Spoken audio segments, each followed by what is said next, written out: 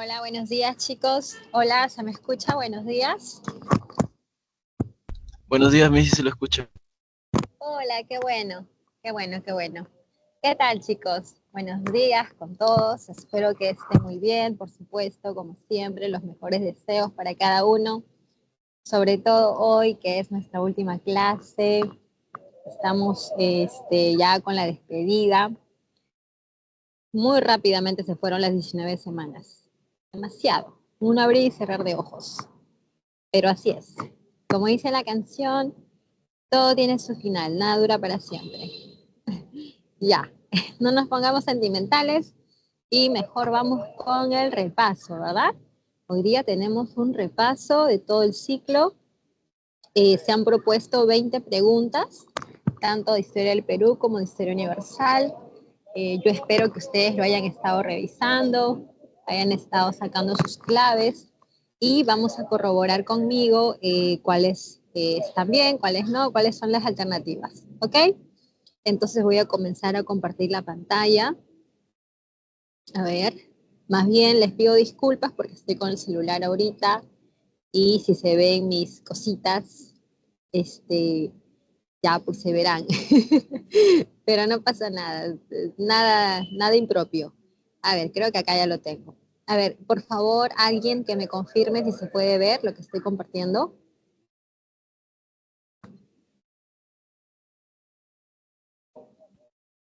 Con el audio, por favor. Alguien me diga sí, no. Sí se ve, se ve Ah, ya. vertical. Si lo pongo así, ¿sería mejor? ¿Así les parece mejor? Sí, así está mejor. Ya, perfecto. Muy bien, listo. Entonces vamos a empezar con el repaso. Semana 19, la última, la despedida. A ver, la 1.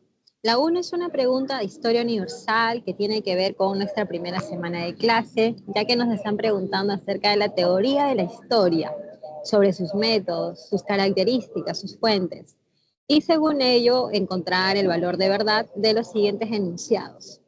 Bueno, recuerden que hablar de historia pues es hablar de una ciencia social, ¿ya? Porque tiene técnica, porque tiene métodos, porque es un trabajo sistemático, objetivo, que se realiza usando pues diversas fuentes, ¿no? Bueno, a ver, ¿qué dice la primera alternativa? Los hechos históricos se analizan desde una visión histórica, lineal y diacrónica. Eso es correcto, chicos, ya es correcto. Recordemos que los hechos históricos, no todos son históricos, bueno, mejor dicho, los hechos que ocurren día a día, no todos son históricos. Muchos de ellos son intrascendentales, pasan totalmente desapercibidos, como esta clase, por ejemplo, que lo olvidarás en un tiempo. Y no son históricos porque no marcan un antes ni un después, porque no tienen ningún impacto en la sociedad, porque no traen consecuencias o repercusiones. Pero hay otros hechos que sí lo traen, como por ejemplo la batalla de Ayacucho, como por ejemplo la caída de la Bolsa de Valores en 1929, o quizá la abdicación del zar Nicolás II, qué sé yo, ¿no? Entre muchas otras cosas más. Esas sí tienen repercusiones, así que sí son hechos históricos. ¿Se analizan desde una visión lineal? Sí, porque recuerden que aquí en Occidente, ¿no? En el mundo occidental, nosotros tenemos esta forma de entender los sucesos como en una línea de tiempo. En una línea de tiempo tú vas a observar que hay hechos que ocurrieron en una fecha y luego ocurre otro hecho, ¿no? Posterior y luego otro hecho posterior y así van avanzando, ¿no? Muchos sucesos en el tiempo, siempre de forma ascendente, ¿no? Siempre de forma ascendente, o sea, hacia adelante y es más o menos como tener la idea de que hay un inicio y hay un final, ¿no? Es como, por ejemplo, la vida de una persona, que comienza con su nacimiento y termina con su muerte, ¿no? Y todo eso se da en un proceso lineal, recto, ¿no? Entonces, así es la forma como entendemos la historia. Y diacrónico recuerda que es porque los sucesos ocurren uno después del otro, ¿no? Por ejemplo, yo puedo decir que se dio acá en la independencia del Perú, la llegada de San Martín al Perú, luego se dio la conferencia de Miraflores, luego se dio el motín de Asnapuquio, luego se dio la conferencia de Punchauca, luego se dio el protectorado y así, ¿no? Yo puedo sumar y sumar sucesos, pero siempre uno después del otro. Eso es, ¿no? Diacrónico. Entonces, eso es correcto. ¿La historia se considera una ciencia social? Sí, por supuesto. En la medida que puede predecir con precisión los hechos futuros. Jóvenes, la historia no sirve para eso. La historia no sirve para que tú puedas predecir, adivinar, saber qué va a ocurrir en el futuro. La historia es una ciencia que nos da información del pasado, lo trata de hacer de la manera más precisa posible, aunque eso también es bastante complicado, pero de eso se trata. ¿Para qué? Para entender el presente. ¿Y eso por qué es importante? Para tomar buenas decisiones en el futuro, para poder aventurarnos un futuro mejor en base a los errores del pasado, pero en ningún momento hay una precisión de eso, jamás. Así que la 2 es incorrecto. Falso. ¿Los historiadores usan fundamentalmente fuentes audiovisuales? No, no fundamentalmente. Los historiadores usan diferentes fuentes. Tienes fuentes escritas, fuentes materiales, fuentes audiovisuales y las fuentes orales. Cada una de ellas son importantes. Para reconstruir el pasado medieval, menos, pues tú sabes que las fuentes audiovisuales en la etapa medieval no existían. Tú no me vas a decir que tienes un video guardado ahí en tu computadora de un señor feudal haciéndole la investidura a un vasallo. No me vas a decir que tienes eso, ¿no? O me vas a decir que tienes una foto, un selfie a una de las batallas desarrolladas en las cruzadas. Nada que ver. Entonces no se usó eso. Falso.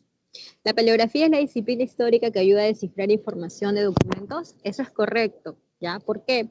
Porque la paleografía es una disciplina auxiliar de la historia que estudia los escritos sobre soportes blandos, sobre soportes que son móviles o soportes inmuebles, ¿no? Aquellos que pueden ser papel, cartón, quizá madera, pergamino, cuero, entre otros.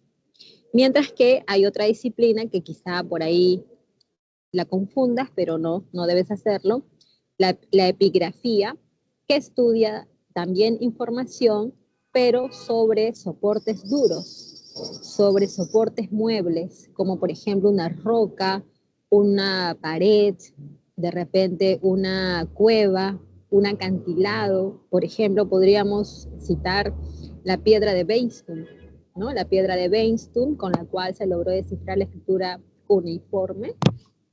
Se trata no de una piedra exactamente, sino de la pared de un acantilado en Irán, ¿no? Entonces, eso es una epigrafía, es un ejemplo de epigrafía, por ejemplo. Bien, chicos, entonces ya tienes la clave. Creo que sería verdadero, falso, falso, verdadero.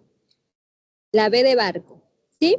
A los que colocaron B de barco, es correcto. Felicitaciones. Al final me dicen cuánto sacaron cada uno, ¿ya? Bueno, para los que sacaron sus claves, vayan corroborando y al final me dicen si es que alguien sacó un 20, pero sin mentira. Ya. El proceso de evolución humana no solo fue físico-biológico, claro, no solamente fue físico, cambios físicos, también fueron cambios a nivel social, cultural. Recuerda que el hombre crea cultura, ¿no? Y la cultura es todo aquello que el hombre usa para sobrevivir. Llámese una herramienta lítica, llámese una construcción como un palacito, llámese tejidos, cerámica, etcétera, etcétera, etcétera. Respecto a esto, vamos a ordenar cronológicamente los siguientes sucesos. A ver, estas alternativas jóvenes a mí me llevan a recordar la prehistoria, ¿sí o no? Esta de acá es prehistoria. Y tú sabes que la prehistoria es la etapa en que todavía no existe la escritura, ¿no? El hombre todavía no quiso inventar la escritura. Bueno, todavía no hay escritura. Y la edad de piedra se divide en, bueno, no, la prehistoria se divide en edad de piedra y edad de los metales. ¿Por qué? Porque el hombre primero usó la piedra y después usó los metales. ¿Para qué? Para poder elaborar sus artefactos y de esta manera adaptarse al medio ambiente. Esta forma de entender que la prehistoria se divide en edad de piedra y edad de los metales es una forma de periodificación tecnológica. ¿ya? Porque también recuerda que hay otra forma de periodificación acontecimental, que te habla de edad antigua, media, moderna, contemporánea. Pero si me hablas de piedra, de metal, esa es una forma de periodificar la historia según la tecnología. Y la tecnología hace referencia a la piedra o al metal. Y el personaje, el estudioso que hizo este estudio, ¿no? Y que clasificó la historia a la prehistoria de esta manera, es Christian, o bueno, fue Christian Thompson. Bien, los grupos humanos iniciaron el fuego para mejorar la ingesta de alimentos. Justamente esta opción es la primera, ¿ya? Esta es la primera. ¿Quién fue el que usó el fuego para cocinar, para abrigarse, alumbrarse y todo eso? El Homo erectus. ¿O acaso pensabas que era el Homo habilis? No, ¿verdad? El Neandertal tampoco te pasaste. No, el Neandertal no. Es el Homo erectus, que también fue el primero en llegar a Asia, también a Europa.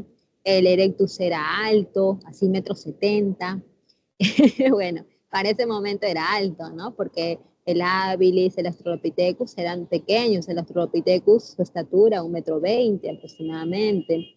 El Homo habilis había llegado a 1,40 m. Entonces, el Homo erectus con 1,70 m ya era alto, ¿no? Con extremidades más largas. Podía caminar distancias más lejanas. Y así, buscando su alimento, llegó hasta Asia y hasta Europa. Y también conoció el fuego. Así que es nuestra primera opción. Segunda opción. Tenemos los centros urbanos, no, esto no. Tenemos las prácticas funerarias, ¿ya? Las prácticas funerarias, ¿por qué? Porque sabemos que quien va a enterrar sus muertitos es el neandertalensis, ¿sí o no? Claro que sí, el neandertal. ¿Por qué entierra muertos? Porque el neandertal es un homínido, bueno, es un homo, ya, más que homínido, es un homo. Recuerda que tenemos un cuadro taxonómico en el cual vamos a clasificar al hombre, comenzando por que pertenece al reino animal, ¿sí o no? Nosotros pertenecemos al reino animal, pertenecemos al pilum cordados, porque somos vertebrados, pertenecemos a la clase de los mamíferos, a la orden de los primates, por eso que los gorilas, chimpancés son nuestros primos hermanos. Pertenecemos a la familia de los homínidos, ¿ya? Y si hablamos de familia, homínidos, ahí también están los australopithecus, ¿ok? Pero la diferenciación viene a partir del género. Ya como género, nosotros somos género Homo, mientras que, por ejemplo, el Australopithecus, su género es Australopithecus, ¿ya? Entonces nosotros somos género Homo. Y en cuanto a las especies, bueno, de los Homo hubo varias, ¿sí o no? Homo habilis, Homo erectus, Homo neandertal, Homo sapiens, que somos nosotros. Y de los Australopithecus, sus especies fueron otras, ¿no? Afarensis, Anamensis, Africanus, Ramidius, y quizá hay varias más todavía, ¿no? Entonces, estamos hablando del Homo neandertal, el cual, pues, si ven algún mensaje, permítanme, porque permítanme responder, ya chicos, por favor, porque si no respondo voy a seguir. Bueno, acá, no me escribas porque estoy en clase, porque estoy compartiendo pantalla. Ahí está, ¿ok? Es para que mi esposo no me escriba, chicos, si no va a estar escribiendo el hombre. Se muere por mí. Ojalá que no responda nada. Ya, entonces decíamos que el neandertal entierra a los muertos porque estamos hablando de un homo con una capacidad cerebral pues bastante más avanzada, desarrollada. Es básicamente nuestra misma capacidad cerebral. El ser humano actual tiene una capacidad cerebral de 1.600 centímetros cúbicos a 1.800, inclusive algunos dicen que el neandertal tenía esa misma capacidad cerebral. Y en esa capacidad cerebral, tú sabes que ya hay procesos cognitivos, como el pensamiento, como la memoria y obviamente también la percepción, ¿no? Entonces, al tener memoria, el neandertal tiene recuerdos y cuando alguien se muere en su grupo, el neandertal lo extraña, el neandertal siente esa ausencia y comienza, ¿no?, a generar ideas en torno a una suerte de regreso a la vida de esa persona o en todo caso de una vida posterior, ¿no? Y por eso es que a ese muerto se le coloca ofrendas, ¿no? Porque se supone que en la otra vida lo va a utilizar. Entonces, todo eso son un conjunto de creencias mágico-religiosas, ¿ok? Y no olvides también que Neandertal es el primero en desarrollar un lenguaje articulado, justamente porque ya tiene pensamiento. Primero fue el pensamiento y luego fue el lenguaje, ¿no? En ese orden. La tercera alternativa vendría a ser la industria microlítica. Esa la vamos a ubicar en el Mesolítico, ¿ya? El cual es una etapa de muchos cambios, porque estamos en una transición, ¿sí o no? Estamos pasando del frío al calor. El frío fue Pleistoceno y el calor es el Holoceno. Pasar de frío a calor genera muchos cambios en la flora, en la fauna, en la distribución de muchas especies a nivel, ¿no?, de la superficie terrestre, en la vida del hombre, por supuesto. Entonces aquí, en este espacio, ¿no?, en el Mesolítico, el hombre comienza a realizar una pesca más avanzada, podríamos decirlo, más especializada, porque ahora utiliza estas piezas, ¿no? Estas pequeñas piezas que son los microlitos para ponerlos como una especie de trampita, ¿no? A la hora de pescar, ¿no? Entonces, estas pequeñas piezas de 5 centímetros, 2 centímetros, ¿no? Es lo que se llama industria microlítica. Bien, y por último nos quedaría pues los diferentes centros urbanos. Si dice desarrollo de construcción de centros urbanos, pues estamos entre cobre y bronce, ¿no? De repente podríamos ponerlo más en bronce, ¿ya? En bronce, ¿por qué? Porque cobre, que donde también ya los centros urbanos están apareciendo, pero en el cobre es como que una etapa muy inicial, ¿no? Una etapa de recién, ¿no? Empezar con esta forma buscar espacios de aglutinamiento, ¿no? De los grupos para establecerse de manera ya totalmente sedentaria, ¿no? Totalmente sedentaria, porque el sedentarismo viene ya con el neolítico, pero acá ya pues una consolidación. Entonces eso comienza en el cobre, pero en el bronce ya es construcción de centros ceremoniales, ya es construcción de ciudades, ¿no? Expansión, lo que se llama revolución urbana, ¿ya? Entonces tenemos en el orden la 1, la 4, la 3 y la 2. Creo que eso sería la A de avión, así que si marcaste la A de avión ya tienes 2 buenas, ¿ya? Vuelvo a repetir, vamos a ver quién saca 20. Vamos con la pregunta 3. En la pregunta 3 tenemos sobre las teorías que explican el origen de la alta cultura peruana en los Andes, claro, ¿verdad? Vamos a ver que establezcamos la relación correcta. La primera teoría es la de Max Uhle, aquel estudioso alemán que llegó al Perú, se vino a la costa peruana, encontró pirámides. Bueno, cuando digo pirámides me refiero a construcciones escalonadas truncadas, ¿no? Y a estas construcciones Max Uhle las llamó Protochimú y Protonazca. Pero el señor pues se equivocó, ¿no? Se equivocó, ¿por qué? Porque Protochimú pues no era Chimú, era Mochica.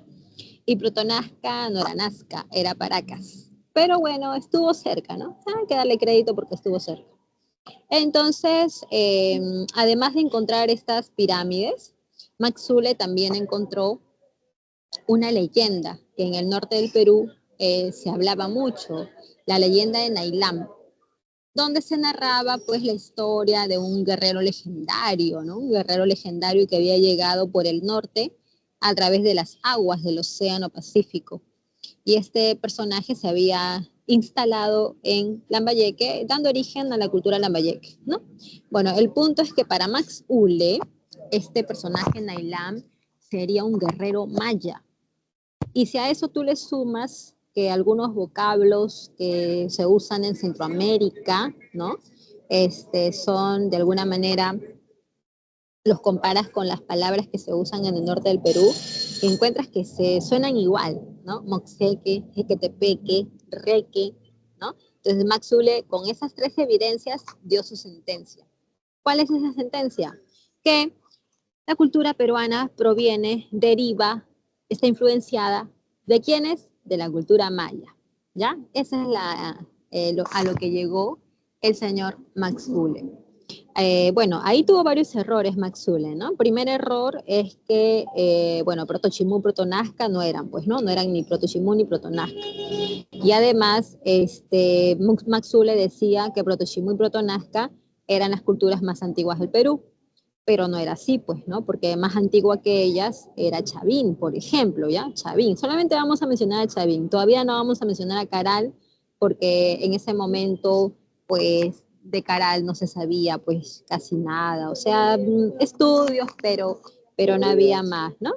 Entonces, vamos a ver que los errores de Max Uhle los tuvo, por supuesto, pero para el momento en que dio su sentencia, bueno, fue una explicación, ¿no? Al origen de la alta cultura peruana. Quien lo va a rechazar contundentemente es Julio César Tello, padre de la arqueología peruana. Tello dice que Max Uhle está equivocado porque nosotros no hemos recibido influencia externa, ¿no? Ya como que Tello también se cierra un poco, ¿no? Porque sería más justo de repente aceptar que de repente hay influencia externa y también interna. Pero Tello dice que no, que solamente hay un origen autóctono de la cultura peruana, ¿ya? Por eso que se llama teoría autoctonista. Tello considera que la cultura peruana es autóctona y que inclusive hay una cultura matriz, una cultura madre. ¿Por qué es una cultura madre? Porque ha originado al resto. ¿De quién estamos hablando? De Chavín, ¿ya? ¿Y dónde está Chavín? Está en la sierra. Por lo tanto, ¿cuál es la conclusión? Que la cultura peruana se ha originado en la sierra, mientras que Uhle decía que la cultura peruana se había originado en la costa, ¿ok?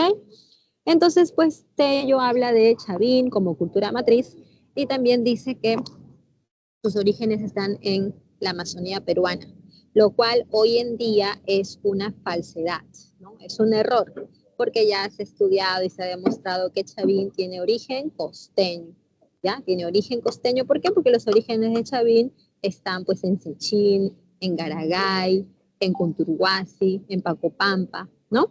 Entonces, imposible que Chavín tenga origen amazónico.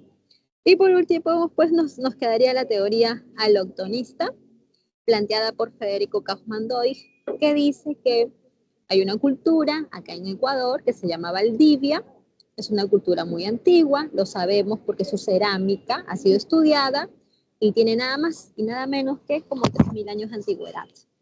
Si tú la comparas con la cerámica maya y con la cerámica peruana, pues vas a encontrar que son algo parecidas.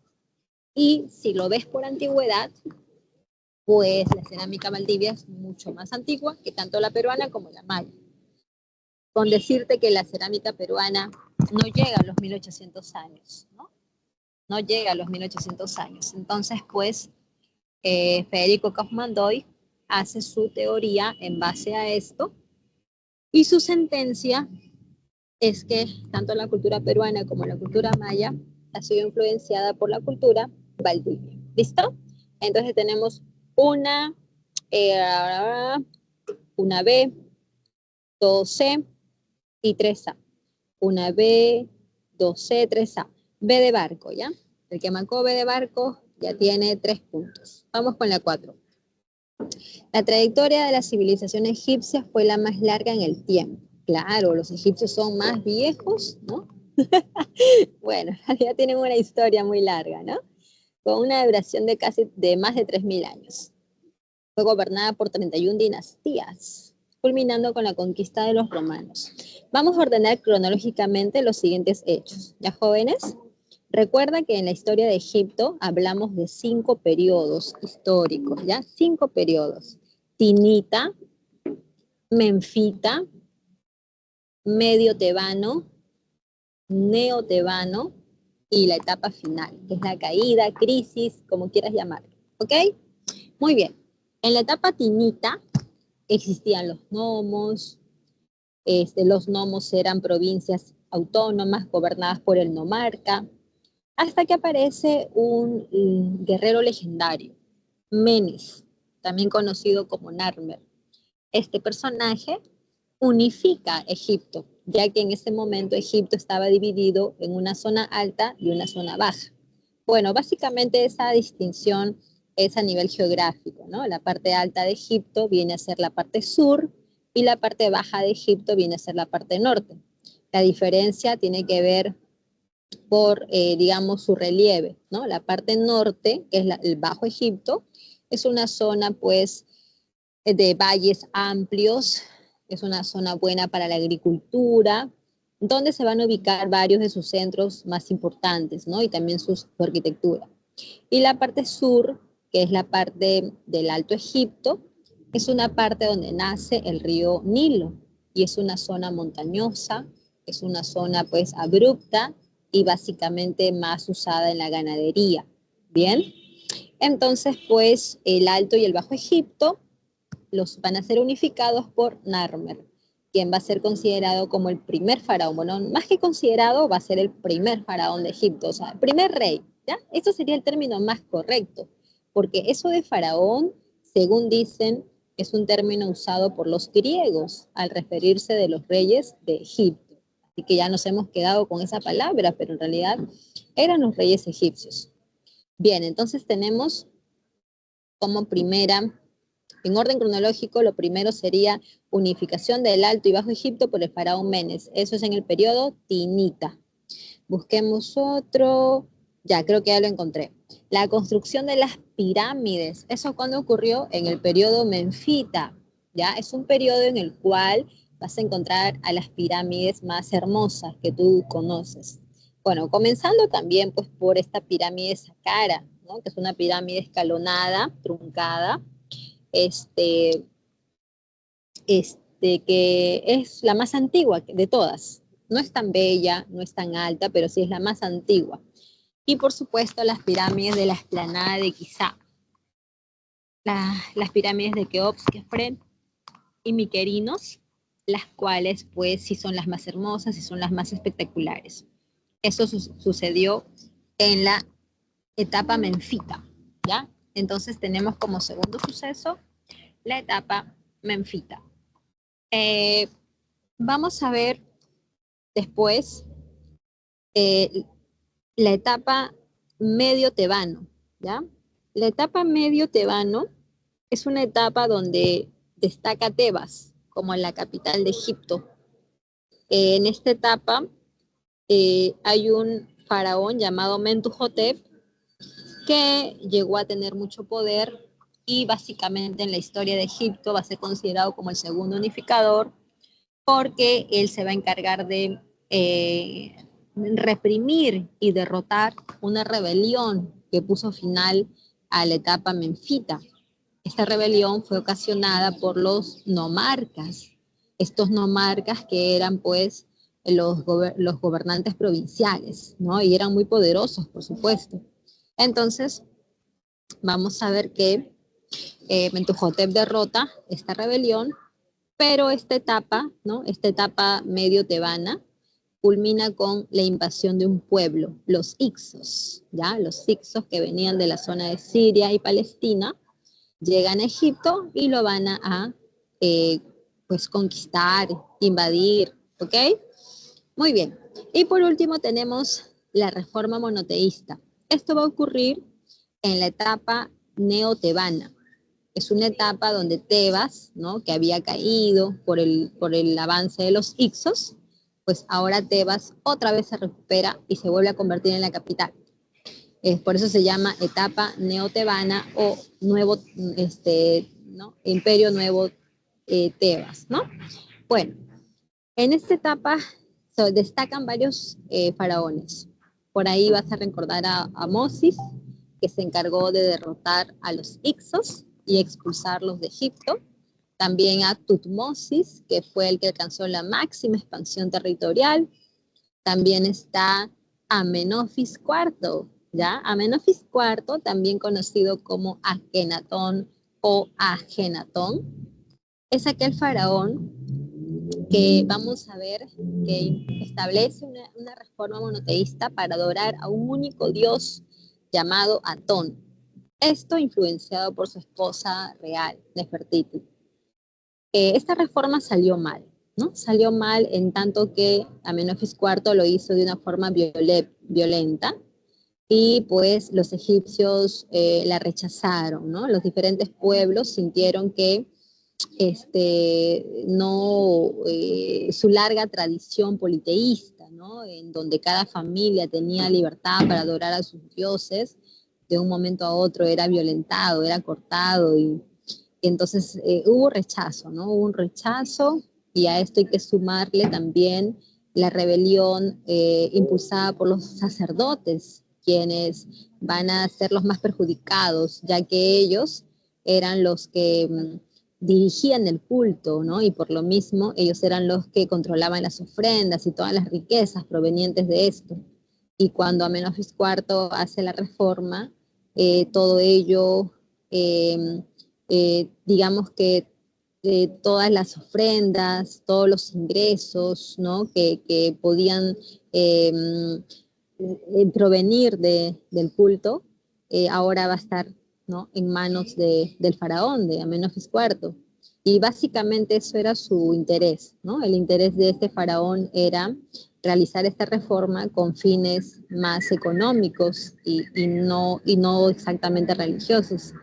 Y los sacerdotes hacen una rebelión, buscan el apoyo de la clase militar y derrotan a Amenofis IV y lo asesinan. Muy bien, entonces tenemos el orden, es la 4, 2, 3, 1. 4, 2, 3, 1 es la A.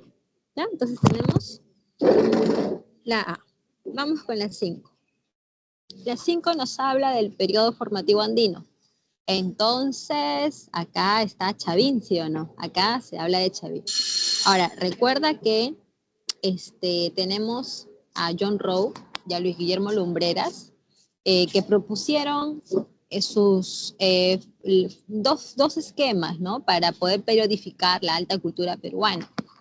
Estos dos esquemas propuestos, si bien es cierto, tienen diferentes criterios, pero nos hablan de un mismo proceso, ¿no? Nos hablan de un mismo desarrollo. Por ejemplo, John Rowe toma como criterio la cerámica, y Lumbreras toma como criterio el desarrollo socioeconómico. John Rowe te habla de los horizontes, ¿verdad? Los horizontes medio, horizonte primer horizonte, segundo horizonte, tercer horizonte, o también horizonte temprano, horizonte medio y horizonte tardío. Y los horizontes, John Rowe los relaciona como momentos de expansión de la cultura, que la cultura es la cerámica. Entonces, para John Rowe, los horizontes son momentos en que la cerámica se expande. Y esa expansión viene gracias a culturas panandinas, como Chavín, como Wari y como los incas. Entre esos horizontes, John Rowe identifica los famosos intermedios, que son etapas en donde la cultura ya no se expande, sino se reduce y se contrae. Ahí encontramos a estas culturas pues regionales como, por ejemplo, en el primer intermedio, Mochica, Nazca, ¿no? Y en el segundo intermedio, Chimú, Chincha, entre otros. Mientras Rowe te habla de los horizontes e intermedios, Lumbreras te habla de los famosos formativos, ¿no? El formativo, luego te habla de Wari y luego de los incas. Y entre esos periodos, Lumbreras identifica a los desarrollos regionales, que son dos, ¿no? Primer desarrollo regional y también el segundo desarrollo regional. Bien, entonces tenemos las dos propuestas, pero en este caso nos preguntan solamente por el formativo, o lo que John Rowe llamaría horizonte temprano. Todos sabemos que en esta etapa la cultura hegemónica fue Chavín, pero también sabes que Chavín fue una cultura pues que se originó de todo un proceso, ¿no? Todo un proceso bastante complejo. Bueno, vamos a ver si nos sale por acá la pregunta sobre Chavín, si nos lleva por otro lado. A ver, ¿qué dice acá? Durante el formativo se desarrollaron culturas como Sechín, Cupisnique y Paracas. Eso es correcto, chicos, ¿ya? Eso es correcto. Recuerda que en el formativo la cultura hegemónica es Chavín, pero también está Paracas. Paracas no es una cultura panperuana, no es hegemónica, no es expansiva, pero también está ubicada ahí, ¿ya? Y recibe toda la influencia de Chavín, sobre todo en lo que corresponde a la etapa de Paracas, cavernas, ¿ya? Así que no te confundas, no te hagas bolas, Paracas está acá. Y Sechín y Cupisnique, por supuesto que también, porque el formativo tiene 3 etapas: formativo inicial, formativo medio y formativo final. En el formativo inicial encuentras a Cotox, a Cunturuguasi, a Pacopampa, Las Jaldas, Garagay, Sechín, ¿no? En el formativo medio encuentras a Chavín. Y en el formativo final ya encuentras que Chavín llega a su fin y da paso al primer desarrollo regional. Entonces es correcto, ¿no? Es correcto. En el formativo inicial encuentras a Sechín, Cupisnique y también a Paracas. Bueno, Paracas no está en el formativo inicial. Paracas estaría en el formativo final.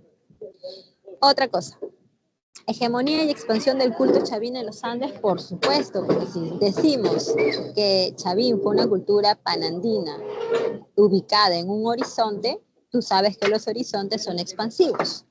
Y cuando hablamos de expansión, no solamente hablamos de cerámica, también hablamos de que se expande la economía, también hablamos de que se expande el culto a los dioses.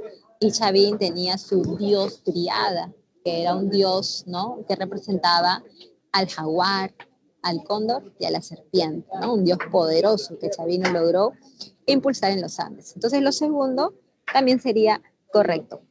Proliferación de los centros urbanos integrados por una red vial. Jóvenes, ahí no hay nada que decir, porque tú sabes muy bien que eso le corresponde a Huari, así que eso no entra, ¿ya? Eso no. Surgimiento de la cerámica, orfebrería y telar, eso sí es correcto. En la etapa del formativo aparece la cerámica, aparece la orfebrería. Los chavís tienen una gran muestra de orfebrería. Y también el telar, eso también. La otra, inicio de la economía agropecuaria y el gobierno sacerdotal. El gobierno sacerdotal, no joven, bueno, ninguna de las dos. Bueno, ¿por qué? Porque ya o mejor dicho, o sea, el gobierno sacerdotal sí, ya, a ver, vamos a ubicarnos. Lo que pasa es que en Caral, que es arcaico superior, en Caral vamos a ver de que hay pues esta casta de sacerdotes, ¿no?, que controlaban los templos, pero en el caso de Caral esto no está consolidado. En cambio con Chavín, en el formativo, esto ya se consolida, ¿sí o no? ¿Okay? Entonces acá nos dice solamente gobierno sacerdotal, nos los deja un poquito en el aire. Pero aclaramos, pues, ¿no? Aclaramos que en el arcaico superior sí hay este gobierno de sacerdotes, pero con Chavín se consolida la teocracia. Ahora, respecto a la economía agropecuaria, eso sí está mal, porque acá dice que es inicio, y nosotros sabemos de que el inicio de la economía agropecuaria es en el arcaico superior. Ahí comienza la ganadería, comienza la agricultura. Entonces en formativo no comienza, en el formativo ya se consolida, en el formativo ya vemos una agricultura intensiva, con uso de los canales de irrigación. Entonces, ni la 3 ni la 5, solamente la 1, la 2 y la 4, y eso es B de barco. ¿Listo? Bien, quien está marcando bien ya debe tener 5 puntos. Y nosotros estamos un poco atrasados, siento yo. Vamos con la 6. La 6 dice, la escultura fue una de las principales manifestaciones artísticas del mundo griego, presentando características propias en sus diferentes periodos. En las imágenes se pueden apreciar 3 formas de escultura, bueno, 3 ejemplos, ¿no? Muy bonitos, por cierto, ¿verdad? Me gustan mucho.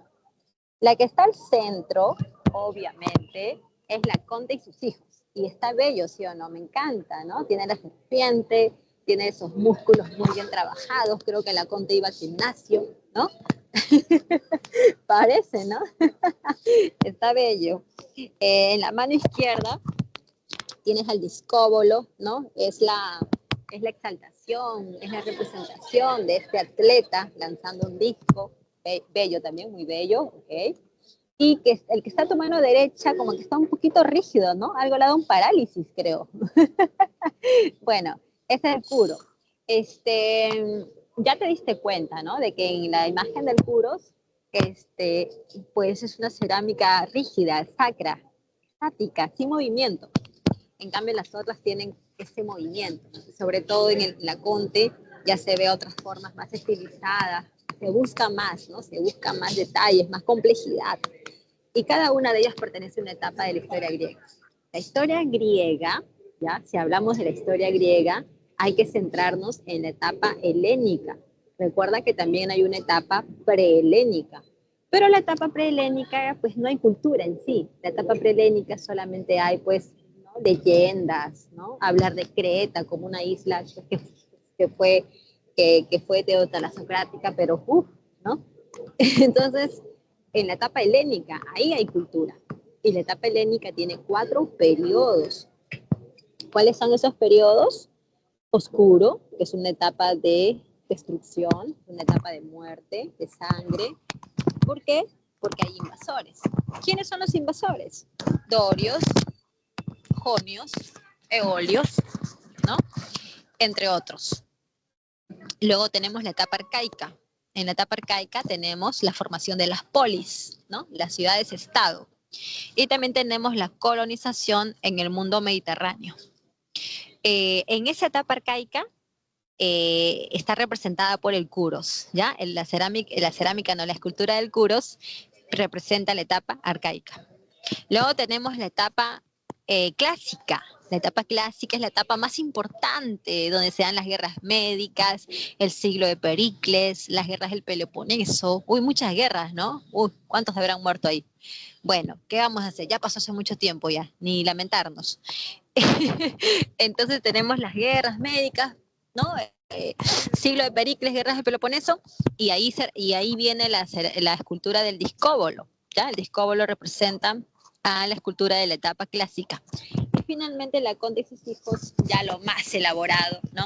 Representa la etapa helenística, que es la etapa última de la historia de Grecia, ¿ya? La etapa helenística, o también conocida como macedónica, que fue la etapa donde los macedonios, dirigidos por su rey Filipo II, avanzaron sobre Grecia en la batalla de Queronea, derrotaron a los griegos, ya que ellos se encontraban debilitados después de las guerras del Peloponeso, ¿no? Donde Esparta y Atenas se enfrentaron con sus respectivas ligas, ¿verdad?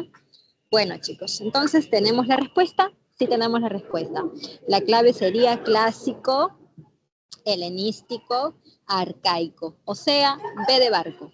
Muy bien, vamos con la 7. La 7 es una lectura y a mí me parece que la respuesta está bien facilita. Vamos a leer. De manera empírica, podemos decir que en la sociedad inca la reciprocidad caracterizaba la vida económica en el nivel de las comunidades rurales. Claro que sí, eso es cierto. Mientras la redistribución era manejada por la organización estatal, cuyo centro coordinador era encarnado por el Inca. Claro que sí, la redistribución es un principio que era dirigido por el Estado y el Estado estaba encarnado en la persona del Inca. Pero la redistribución no se opone a la reciprocidad, por supuesto que no se oponen, las jóvenes se complementan, una no existe sin la otra. Yo cómo puedo redistribuir algo si es que no he logrado obtener ese algo, o sea, primero tengo que producir y luego de producir almaceno y lo que almaceno lo puedo redistribuir, pero para almacenar tengo que producir y para producir necesito el trabajo colectivo de los ayllus en forma de reciprocidad, porque la reciprocidad es eso, es un trabajo colectivo, es un trabajo donde la energía se presta, donde se presta el trabajo, ¿no? Es una prestación de trabajo. Por el contrario, dice que se inscribe como su prolongación y se funda sobre ella. En este esquema debe designarse un lugar especial a los jefes locales. ¿Quiénes son los jefes locales? Los curacas. ¿Ya? Los curacas, recuerda que eran lo máximo. Para su ayu, ellos son su jefe, son como una especie de semidios, porque lo quieren, lo respetan, lo llevan en andas. ¿Tú sabías que el curaca iba en andas? Claro que sí, porque era un personaje importante para su ayu. Cuando muere, le hacen su momia para conservarlo, para venerarlo. El curaca se encarga de tu mano de obra. Es la persona que integra al ayu. Es la persona que te dice cómo vas a hacer la mita. Es el nexo entre las autoridades estatales y el AIU. Ay, esta mañana me llegan 800 mensajes. Muy bien. Bueno, dice acá que los curacas han sido la bisagra entre la reciprocidad comunal y la redistribución estatal. Bien, chicos, esta lectura de Natal Webster nos dice que hay que inferir, ¿ok? Entonces, si inferimos, ¿cuál sería tu respuesta? Yo creo que una sola, ¿sí o no? La A de araña, de avión, la A de amor. Muy bien, así que los curacas eran el nexo entre el Estado Inca y los ayllus. Esa es la respuesta. Así que espero que la hayas puesto bien. No hay nada más que decir ahí. La 8. Entre los siglos 3 y 5, el Imperio Romano de Occidente se encontraba en constantes guerras entre sus generales por la captura del poder político. Esto fue aprovechado por los bárbaros germanos, quienes fueron invadiendo el imperio, primero de manera pacífica y después de manera violenta. Chicos, ustedes recuerdan que Roma, cuando llega a su etapa imperial, pues Roma entra en crisis desde el principio, desde que ya estamos en el Alto Imperio con Octavio, ya habían muchos problemas, solo que Octavio supo contenerlas, supo de alguna manera, pues, ¿no? Que las cosas se mantengan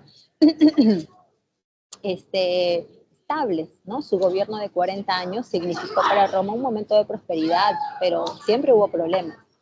Luego, pues, Trajano, Nerón, Calígula, Claudio, todos los emperadores, pues, trataron de mantener eso, pero cada vez se fue resquebrajando más. Justamente el que se haya ido resquebrajando es la respuesta a por qué entramos al Bajo Imperio. Entramos al Bajo Imperio porque a partir de ahí las cosas ya no se pueden contener más. Esos son los siglos 3, 4 y 5, en donde los romanos van a pasar por muchos problemas. Problemas que en su momento ya te expliqué y que básicamente lo hemos resumido en una sola línea, que vendría a ser que Roma cayó por su propia estructura esclavista. Pero a esto hay que sumarle la presencia de los bárbaros. Los bárbaros, recuerdan que no estamos hablando de un pueblo único, ya que los bárbaros tienen muchas procedencias. Hay bárbaros tártaro-mongoles, que son los que vienen de Asia, hay bárbaros que son de Europa, pero en este grupo pues hay dos troncos, ¿no? Los bárbaros que vienen de la zona de Oriente, de Europa Oriental, como los croatas, como los serbios o eslovenos, y los bárbaros que vienen de Europa Occidental, ¿no? Que son los famosos germanos, ¿no? Germanos porque venían de la zona de Germania. Estos bárbaros germanos son los que principalmente tenemos que recordar porque son ellos los que van a causar la invasión de Roma. Estas invasiones se dan primero de manera pacífica, y esto va a ser impulsado por un aumento demográfico que se va a vivir en la parte norte de Europa, y esto va a producir que los bárbaros en diferentes oleadas lleguen a Roma pidiendo tierras, pidiendo empleo, se enrolaban en los ejércitos, y como tenían la fama de ser pues grandes guerreros, los ejércitos romanos los recibían, lo cual en su momento también fue un error, porque la presencia de los bárbaros poco a poco fue minando la unión, ¿no? De alguna manera, y digamos, de alguna manera esta fama, ¿no? Que tenían las legiones romanas. Otra causa también que motivó las invasiones pacíficas fue el cambio climático, el siglo IV, el cual trajo en la parte norte de Europa un descenso de la temperatura, y como los bárbaros se dedicaban a la agricultura y el pastoreo, también se vieron afectados, ingresando a Roma también por este motivo. Y la causa que marca las invasiones violentas tiene que ver con la llegada de los hunos, que eran pueblos provenientes de Mongolia y que pues van a causar que los bárbaros huyan, ¿no? Huyan de ellos y vayan hacia Roma ya mediante saqueos, mediante, digamos, destrucción, ¿no? Atacando las ciudades. Entonces, de esta manera se produce el final de Roma y hay consecuencias, ¿sí o no? Primera consecuencia es el surgimiento de los reinos germánicos, como el reino visigodo, el reino vándalo, el reino franco, entre otros. Otra consecuencia tiene que ver con la difusión del cristianismo, ya que los bárbaros al entrar en Roma van a comenzar su conversión al cristianismo. Un ejemplo de ello tiene que ver con los francos. Su rey Clodoveo fue el primer rey bárbaro en convertirse al cristianismo. Otra consecuencia tiene que ver con la caída del Imperio Romano occidental, por supuesto, occidental no, oriental, no, sí, está bien, occidental. Y por último, para encontrar la respuesta, el surgimiento de las lenguas romances, ¿ya? Porque aquí de las 5 alternativas, la que tiene que ver con las lenguas romances, la B, esa es la respuesta correcta. Las lenguas romances son este conjunto de lenguas que van a surgir por la fusión, por el sincretismo, ¿no?, lingüístico entre los diferentes idiomas que hablaban los bárbaros y el latín que hablaba el pueblo romano, conocido como vulgo, y de ahí viene el término de vulgar. Entonces aparecen estas lenguas, que es una de las mayores, digamos, herencias, ¿no?, que nos ha dejado esta presencia de los germanos en Roma. Bien, chicos, entonces en la 8 la clave es la B de barco. En la 9, la reforma protestante que se desarrolló en Europa en el siglo XVI no solo tuvo características religiosas, sino también una serie de implicancias políticas, bélicas, económicas y culturales. Claro que sí, ¿verdad?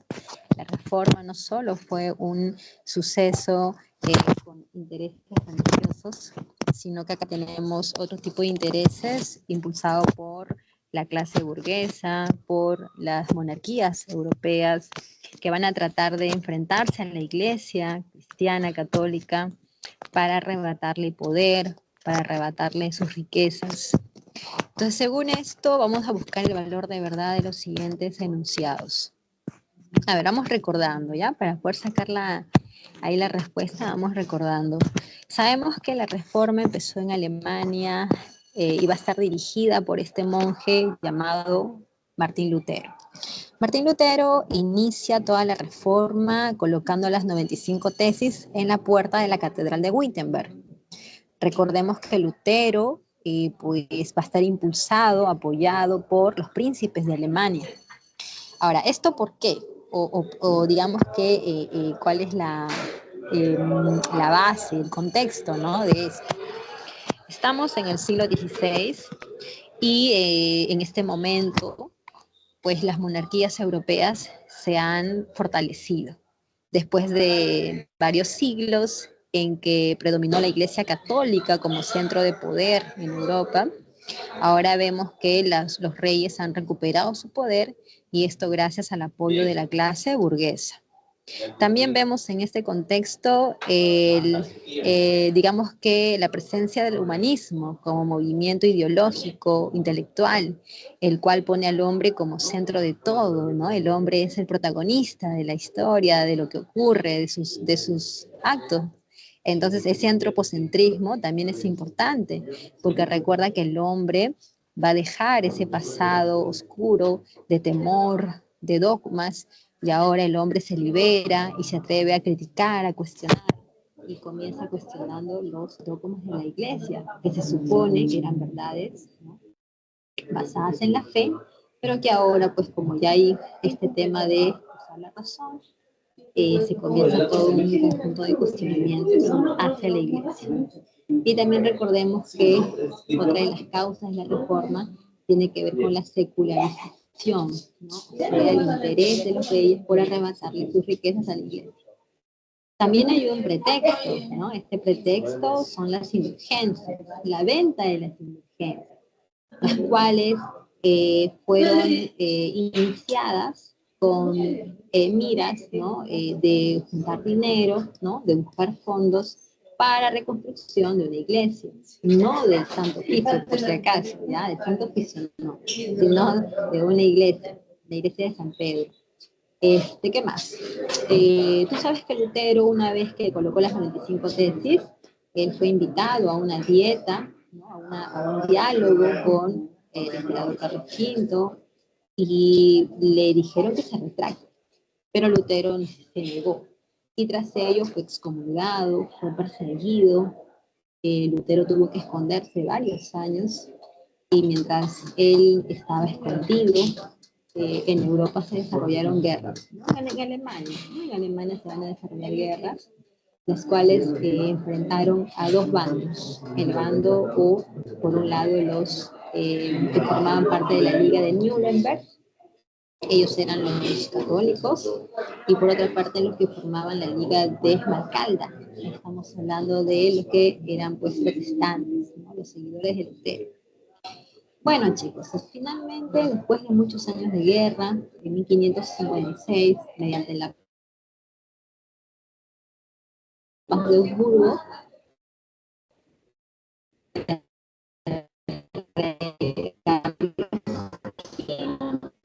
el emperador.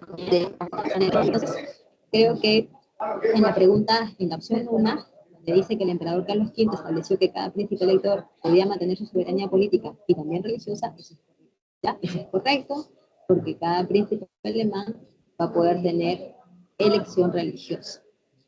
A ver, ¿qué dice la 2? Para Calvino, los individuos que poseían una fe intensa, eran austeros, tenían éxito en los negocios, estaban predestinados a la salvación. Bueno, chicos, Calvino es un caso aparte, ¿no? Porque Calvino, su prédica la va a hacer en Suiza, no porque sea suizo, él era francés, pero en cambio en Suiza sí, ahí va a tener un público favorable. Y pues Calvino tiene muy parecidas las ideas con Lutero, ¿no? Casi es un copia y pega, pero hay una idea que sí es una idea netamente de la predestinación divina. La idea de la predestinación en Suiza cae muy bien, ¿ya? Cae muy bien. ¿Por qué cae tan bien? Porque Suiza es uno de los lugares con un desarrollo de relaciones capitalistas muy en Europa. El capitalismo de sus formas van a llegar después en Suiza en el siglo XVI, ese vivía, entonces lo que Calvino va a buscar por medio de su política es lograr en la gente la idea de que la fe es lo que te va a salvar. No tienes que ser obras, no tienes que ser un cristiano fervoroso, ¿no? Viene de la iglesia,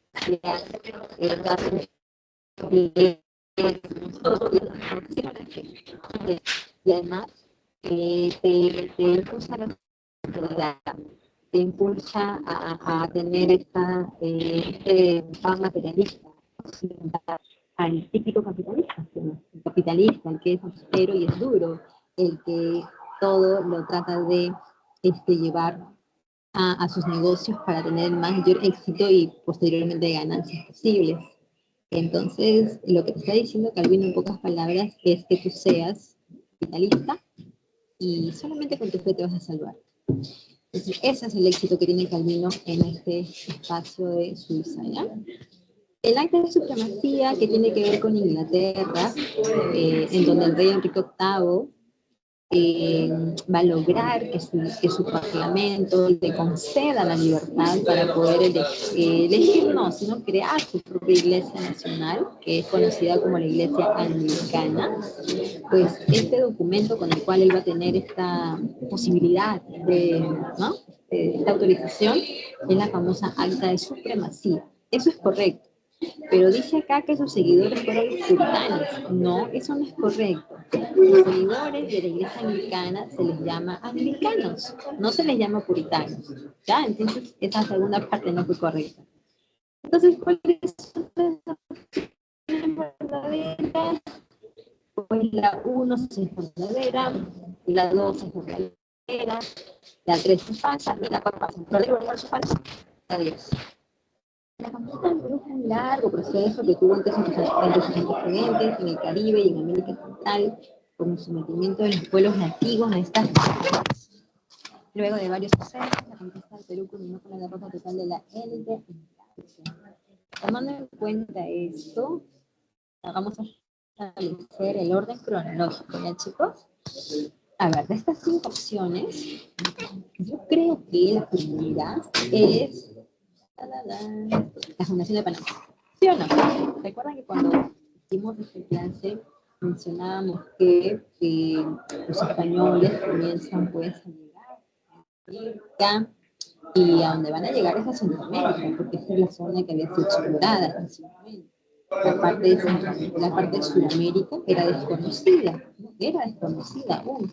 La parte de Norteamérica igual, ¿okay? Solamente la parte de Centroamérica es la que había sido sometida por los españoles. Se funda la ciudad de Panamá y se convierte en el centro de operaciones políticas. Eso significa que todo aquel español que quiera venir a buscar riquezas, fama, aventuras, a donde va a llegar es a Panamá. En Panamá se financiará, no sé, buscará formas de tener permiso para, ¿no?, hacer estos viajes exploratorios. Entonces, todo es Panamá, ¿no? Panamá es el centro de todo y las expediciones también de Pizarro van a partir de ahí.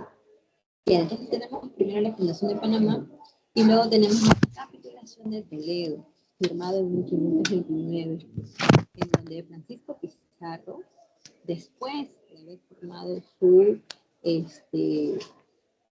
empresa, ¿no?, la famosa empresa de Panamá, también conocida como la empresa de Levante, pues Pizarro viaja a España a pedir la autorización de la corona. El rey Carlos V, Carlos I, ¿no? Para España es Carlos I. Carlos I no se encontraba, entonces quien lo recibe es la reina Isabel de Portugal. Ella le concede a Pizarro la autorización para la conquista del Perú. ¿Ok? Entonces, ese es el segundo suceso en ese orden cronológico. El tercer suceso tiene que ver con la fundación de Piura. En el tercer viaje, los españoles entran por Tumbes, pasan por Piura y lo fundan como la primera ciudad del Perú, San Miguel de Piura. ¿Ok? El cuarto suceso tiene que ver con la toma del Cusco. Recordemos que Atahualpa, el último inca, fue ejecutado después de orar por su rescate, ¿no? A pesar de que pagó su rescate, igual los españoles le van a hacer un juicio, en el cual le acusan de muchas cosas y lo terminan condenando a morir en la hoguera. Atahualpa finalmente logró cambiar su pena con la condición de ser bautizado el cristianismo. Atahualpa muere y los españoles marchan al Cusco. ¿Por qué? Porque el Cusco, al ser la capital, seguramente escondía las riquezas que ellos querían. Marcharon al Cusco con un inca Quitero. Bueno, la historia los llama así, ¿verdad? El famoso Tupac Hualpa, también conocido como Toparpa, que en Jauja, pues muere. Parece que lo envenenaron. Jauja fue fundada como la primera capital de Perú y en Jauja los españoles pues avanzan buscando otro en Capitere, que es Manco.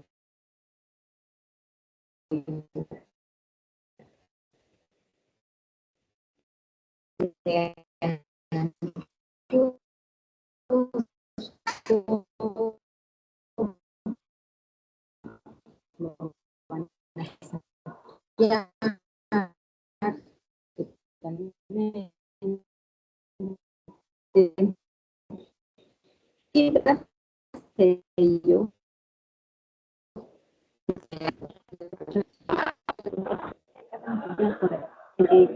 el que ha hecho bien todo ya debe tener 10 puntos. Vamos con la 11. La independencia de los 13 colonias norteamericanos, como argumento histórico, pues las ideas ilustradas se llevaron a la práctica en política y revolución, generando influencia para otros sucesos importantes en diferentes partes del mundo. Sobre este texto se establece el valor de verdad de las siguientes afirmaciones. A ver, vamos a ver cuáles son verdaderas y cuáles son falsas. La parte de Norteamérica se colonizó en el siglo XVII. Los migrantes, principalmente ingleses, llegaron buscando nuevas tierras, pero sobre todo escapando de las persecuciones religiosas. Esas persecuciones religiosas en Europa eran consecuencia de las reformas protestantes, ¿ok? La relación que mantuvieron los americanos, bueno, los colonos americanos en Inglaterra siempre fue cordial, siempre fue muy cercana, dado que Inglaterra era la madre patria. Hasta que todo esto se rompe después de la guerra de los 7 años. Inglaterra gana esta guerra, pero queda con deudas. El rey Jorge III considera que aumentar los impuestos en las colonias americanas era la respuesta a su falta de ingresos. Al elevar los impuestos y crear impuestos aquí en las colonias de América, pues encuentra rechazo, ¿no?, de los americanos. Este rechazo logró de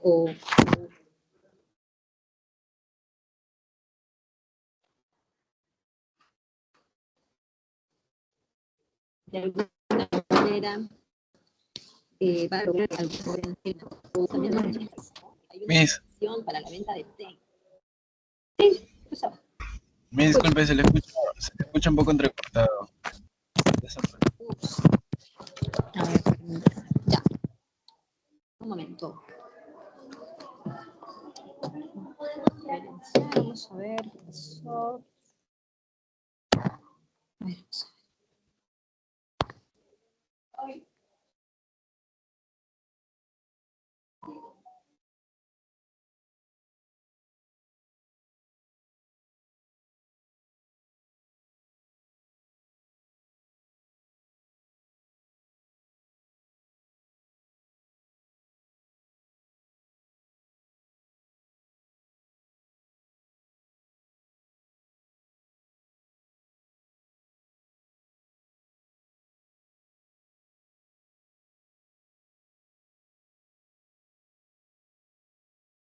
chicos, ¿aquí me escuchan?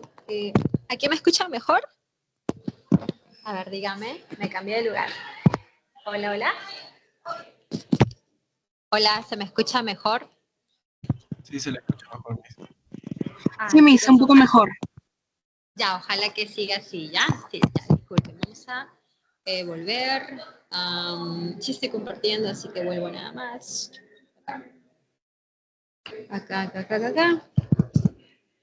Estamos en la... Uy, estamos atrasados, ¿ah? Ups. La 11, ya. Decíamos que... A ver, voy a agarrar por acá el micrófono. Decíamos que, entonces...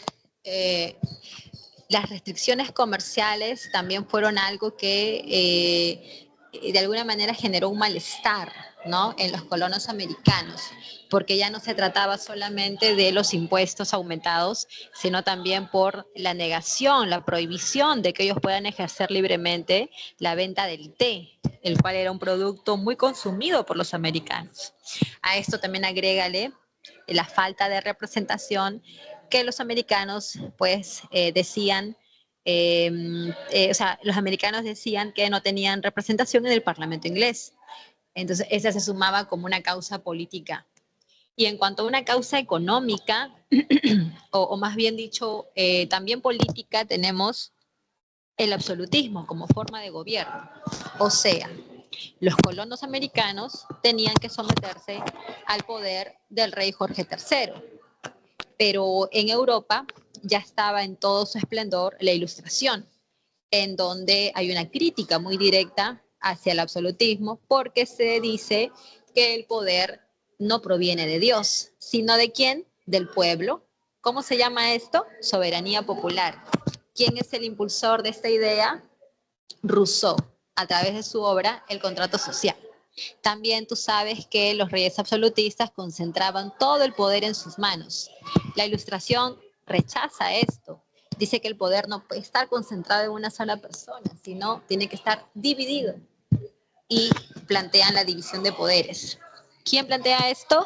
Montesquieu, en su obra El espíritu de las leyes. Entonces el absolutismo en Europa era pues criticado, ¿no? Así muy abiertamente por las ideas ilustradas. Y esas ideas llegan a Norteamérica y los colonos comienzan a sentirse influenciados por esas ideas y comienzan a cuestionar el poder del rey Jorge III. Bien, entonces vamos sacando a ver algunas afirmaciones que sean verdaderas o falsas. La primera dice, El gobierno británico buscó mayores tributos de las colonias americanas, pero sin extender los derechos políticos. Eso es correcto, ¿ya? Ahí hay dos causas en una sola, ¿no? Porque primero se aumentaron los tributos y además los americanos no tenían derechos políticos a través, ¿no?, del Parlamento. Eso es correcto. Dos, los norteamericanos estaban influenciados por las ideas de la Ilustración y su crítica hacia el absolutismo, también correcto. Solamente con decir que el absolutismo, bueno, que la Ilustración llegó a América, ya pues entendemos bastante, ¿no? Porque vienen esas ideas a cambiar de alguna manera tu expectativa,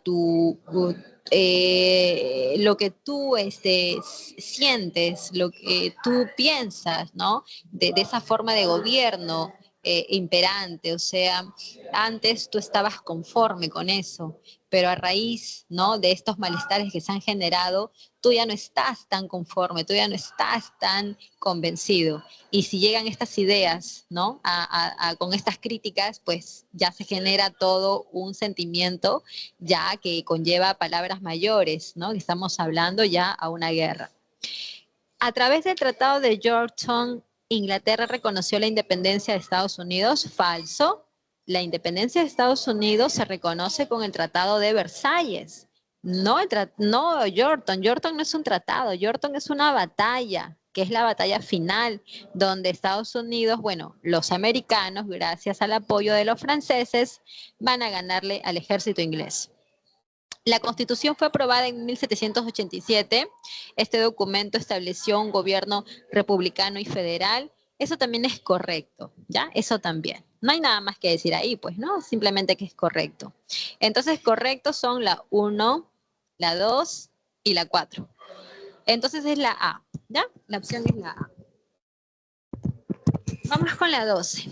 Antes de la llegada de los libertadores, San Martín y Bolívar al Perú, hubo criollos con planteamientos reformistas y separatistas. Los primeros buscaban corregir los defectos del régimen colonial a través de reformas moderadas y los segundos proponían la ruptura con España. Relacione las dos columnas como corresponda. Bien, tenemos por un lado a estos reformistas, algunos son separatistas, otros son reformistas y otros son separatistas, pero en sí el malestar y en sí la convicción de que las cosas están mal es algo, pues, digamos, común, ¿no? Hay esta certeza de que los gobiernos o el gobierno, ¿no?, español aquí en la colonia, ¿no?, en el virreinato, no está funcionando bien y esto puede traer problemas. Por ejemplo, José Baquijano y Carrillo, cuando escribe el elogio al virrey Jáuregui, el cual pretendía hacer un discurso de bienvenida al virrey Agustín de Jáuregui, y que terminó siendo todo un discurso de más bien reclamos, un discurso lleno de observaciones a su gobierno. Entonces, ese es el aporte de Baquijano como precursor de la independencia, ¿ya? Haber dejado por escrito, ¿no?, haber puesto en evidencia pública que el gobierno de este virrey tenía claras, ¿no?, falencias que podían desencadenar en consecuencias de tipo social, económico. Toribio Rodríguez de Mendoza fue rector del Convictorio de San Carlos, que en ese momento funcionó como un lugar ilustrado, como un espacio de debate intelectual. Los aristócratas, ¿no?, de la época, los intelectuales de la época acudían a este lugar para discutir, para hablar de la Ilustración, de sus ideas, de la libertad, de la justicia, de la igualdad. Así que fue un espacio ilustrado muy importante para el desenvolvimiento de las ideas previas a la independencia. Hipólito Unanue fue también importante, bueno, su participación, ¿no?, como digamos, como parte del proceso independentista, tiene que ver con la dirección de la Escuela de Medicina de San Fernando, la cual también encabezó en su momento una reacción, una fuerza contra el orden colonial, ¿no? Y finalmente, pues Hipólito Unanue también colaboró con San Martín, siendo su ministro de Hacienda durante el protectorado. Bueno, más que el protectorado, ¿no? Ya cuando el protectorado finaliza, Unanue continúa con esta cartera, ¿no?, con este cargo, en los primeros años de la independencia, o más bien dicho ya de la República. Y finalmente, Ribagüero, que es el primer presidente constitucional del Perú, escribió las 28 causas para la independencia del Perú, la cual, como su mismo nombre dice, ¿ok? Es una teoría, es un texto, ya es un escrito donde se plantean estos argumentos para la independencia del Perú. O sea, claramente entiendes que Ribagüero es separatista, ¿no? Mientras que Baquíjano es más simplemente reformista. Bien, bueno, entonces vamos agrupando, tendríamos a Baquíjano con, bueno, 1D, tenemos 1D, la 2 es la A, 1D, 2A, la 3 es la B y la 4 es la C. Entonces la clave sería la B de barco, ¿ya? Muy bien, la B de barco. Continuamos. La 13. La Revolución Liberal de 1830 se produjo debido al intento de restaurar el absolutismo por parte de Carlos X, expresado en las ordenanzas de Saint-Cloud, donde se suspendió la libertad de prensa, se disolvió la Cámara de Diputados, entre otras cosas. Respecto a ello, ¿qué es correcto afirmar? A ver, como sus consecuencias, dice, ¿verdad? Bueno, recordemos que tras la Revolución Francesa, los estados de Europa quedaron muy atemorizados, ¿ya? Porque esa es la verdad. Quedaron con mucho temor a que volviera a ocurrir algo así, ¿no? Que en Europa vuelva a darse otra revolución así enfocada en la libertad. Entonces, los estados de Europa decidieron reunirse en Viena para poder concretar ideas y principios para una lucha conjunta, ¿no? Entre sus principios, por ejemplo, ellos decían, si en alguna parte de Europa, si algún reino de Europa es amenazado por una revolución, ¿no? Todos tenemos que apoyarnos y colaborar para derrotarlo, ¿verdad? Entre otras ideas, ¿no? Claro, para la conveniencia de ellos. Y también aprovecharon para repartirse el mapa europeo, o sea, ¿no? Y hicieron varios cambios al mapa, según ellos, ¿no? Estaban simplemente restaurando las fronteras antes de lo que fue la etapa de Napoleón, pero en realidad cada nación que participó tuvo ahí una ventaja, ¿verdad? Bueno, para el siglo XIX, Europa pues va a sufrir una oleada de revoluciones, tanto en el año 30 como en el año 48. Ambas están influenciadas por la clase burguesa, porque ellos van a buscar impulsar la libertad. La libertad, jóvenes, es el pretexto, porque lo que realmente ellos quieren es tomar el poder político, claro está, porque el poder económico ya lo tenían en sus manos. Y para llegar al poder, pues hay que derrotar a los reyes. Y si ese rey intenta regresar al absolutismo, peor todavía, hay que aplastarlo cuanto antes. Entonces vamos a ver que en el año 30, en Francia, por ejemplo, ¿no? Tenemos a este rey Carlos X, que está tratando de restaurar el absolutismo en Francia. Y eso lo viene pensando, o eso después está apoyado por sus ministros, que eran de tendencia ultra absolutista, ultramonárquica. Bien, en el año 1830, Francia desarrolla sus elecciones para la Cámara de Diputados. La idea de Carlos X era pues lograr que esa Cámara se conformara con diputados aliados de él, diputados que pudieran ayudarle en sus ambiciones por restaurar el absolutismo. Pero eso no ocurrió. Lo que va a ocurrir es que la Cámara de Diputados va a tener como diputados ganadores a pues políticos de tendencia liberal. Entonces Carlos X, al darse cuenta de que eso no le es favorable, de que eso no le conviene, impulsado, aconsejado por sus ministros ultramonárquicos, Carlos X va a decretar las famosas ordenanzas de Saint-Cloud. Bueno, se llaman Saint-Cloud porque lo va a realizar desde este pueblito llamado Saint-Cloud. En ellas, primero, ¿no? Elimina la Cámara de Diputados, lo disuelve. Eso ya es algo que el pueblo contra eso, obviamente. La gente Ahora te comento que el pueblo francés estaba pasando por un mal momento. Al tema económico, ¿no? Que es la falta de empleo y la falta de alimentos debido a las malas cosechas, se sumaba también la falta de libertad, ¿no? El pueblo reclamaba más libertad. En lugar de que el rey les conceda más libertad, tras las ordenanzas de Saint-Claude, el rey lo que hace es suspender la libertad de prensa, ¿te das cuenta? Entonces la gente quiere algo, pero el rey contraataca con algo contrario. La gente quería que el voto se amplíe. ¿Por qué? Porque en Francia, si bien es cierto, existía el voto, ¿no? Como un derecho, ¿no? Ciudadano, pero había en ciertas condiciones, ¿no? Para votar, como por ejemplo ser varón, también tener una cantidad de ingresos y rentas, o sea, prácticamente ser rico, ¿no? Esa es la condición, ser hombre y rico. Entonces, con esa lógica o con esas condiciones, en Francia solamente votaba un pequeño número de franceses. La gente quería que ese voto se amplíe. Lo que hace Carlos X es reducir más el derecho al voto, restringirlo aún más.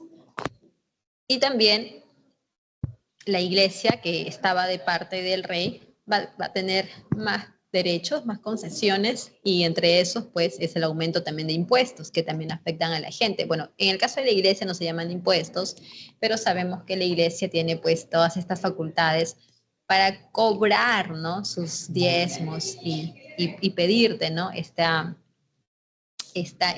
Bueno, en realidad sí es un impuesto, ¿no? Pero en este caso tratamos, ¿no? De ser delicados. Pero en fin, todo esto, chicos, todo esto va a llevar a que el pueblo francés se levante en el mes de julio.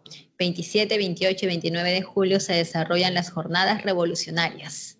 Estamos hablando de 3 días intensos en que la gente reclamó, destruyó, la gente se levantó. Y tras esto, el rey Carlos X va a ser derrocado y en su lugar, acá viene la respuesta correcta, jóvenes, se va a designar al rey Luis Felipe de Orleans, ¿ya? Que va a ser designado como rey con el título de Luis Felipe I. Y esto va a ser con el apoyo de la alta burguesía. Por eso que a Luis Felipe I se le va a conocer como el rey burgués. Entonces ya vamos a las opciones y la 5, eso es verdadera o es correcta. ¿Ya? Se designa como rey a Luis Felipe de Orleans con apoyo de la alta burguesía. ¿Qué dice la 4? Instauró la monarquía constitucional de tendencia liberal como consecuencia, ¿no? Sí, eso también es correcto, ¿ya? La 4. La 3. Derrocó a Carlos X poniendo fin a la dinastía borbónica en Francia. También es correcto, chicos. Recuerda que los Borbones, ¿no? Es una dinastía, ¿no? Que termina con Carlos X. Tras la destitución de Carlos X, llega Luis Felipe, que es de la dinastía Orleans, ¿no? Es otra dinastía, ¿ok? Se formó un gobierno de carácter provisional dirigido por Lamartine. Eso es falso, ¿ya? Eso corresponde a la del 48. Estableció la Segunda República presidida por Luis Bonaparte. Eso también corresponde a la del 48. Entonces solamente tenemos como correctas la 3, la 4 y la 5. Sería la opción C de casa. Vamos con la pregunta 14. Miss, disculpe.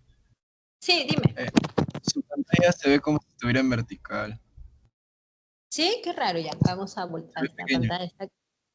Vamos a ver, lo voy a voltear otra vez. Ahí, ¿qué tal se Ahora ve? sí.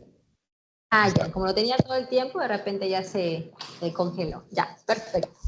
Dice, respecto a los sucesos ocurridos durante el desarrollo de la Confederación Perú-Boliviana, ¿no? Que se estableció en el Congreso de Tacna, señalemos el valor de verdad. Bien, hablar de la Confederación es hablar de un proyecto para integrar, ¿no? Perú y Bolivia en un solo estado. Esto pues está motivado por los intereses de los, ¿no? Caudillos militares de la época. Por ejemplo, Gamarra tenía esa ambición, lo mismo que Santa Cruz, pero el que hizo realidad el proyecto es Andrés de Santa Cruz. El Congreso se define, se establece, ¿no? En el Congreso de Tacna, en el cual, por ejemplo, se habla de que la Confederación va a estar conformada por 3 estados. Estados que van a ser autónomos, porque cada uno de ellos va a tener su propio Congreso, su propio presidente, sus propias leyes, obviamente, ¿no? Entonces, hablamos de que son estados con características de autonomía, ¿no? El estado norperuano, el estado surperuano y el estado de Bolivia, pero también no olvides que el centro de poder va a estar en Bolivia y que además hay un protector, hay un supremo protector, el señor Andrés de Santa Cruz, cuyo gobierno va a tener una duración de 10 años con plenos poderes, plenas facultades.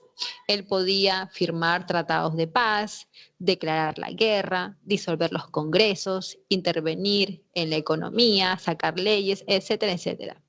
Y además tenía derecho o posibilidad a reelegirse. Creo que con estas dos cosas que hemos dicho, ya sabemos que la 1 y la 2 son verdaderas, ¿verdad? Bien, la Confederación Perú-Boliviana va a ser atacada, o sea, va a tener enemigos, que son los chilenos, los argentinos y también peruanos, ¿ya? Los mismos peruanos. ¿Por qué los peruanos son enemigos de la Confederación? Porque, número uno, tienes que entender que si la idea fue de Santa Cruz, y Santa Cruz la hace realidad, pues las palmas, reconocimientos son para él, no para los otros militares, y estamos ante la presencia de caudillos, todos ellos buscan el poder, todos ellos tratan de aplastarse unos a otros, entonces la idea pues a nadie le va a gustar, ¿no? Mientras no sea tu idea, tú vas a tratar de poner, o vas a tratar de descalificar o simplemente el tratar de eliminar, ¿no? La idea de otro. Ahora, más que eso, también tiene que ver con intereses económicos. En el norte del Perú, donde se exportaba azúcar, pues se va a comenzar a formar un comercio bilateral con Chile, en el cual el norte del Perú le vende azúcar a Chile y Chile le vende al norte del Perú trigo. Este tipo de comercio, bacán, ¿no? Todo bacán, pero solamente le beneficia a ellos. La parte surperuana no se beneficia, la parte de Bolivia no se beneficia, solamente se beneficia el norte del Perú y también y Chile. Eso se va a romper. Cuando se hace la confederación, esto se rompe. Entonces, el enunciado 3, que dice el modelo económico implementado por la Confederación fue el proteccionismo, eso es falso. El modelo económico de la Confederación no fue el proteccionismo, fue una economía liberal, de libre mercado, ¿ya? Entonces no fue proteccionista.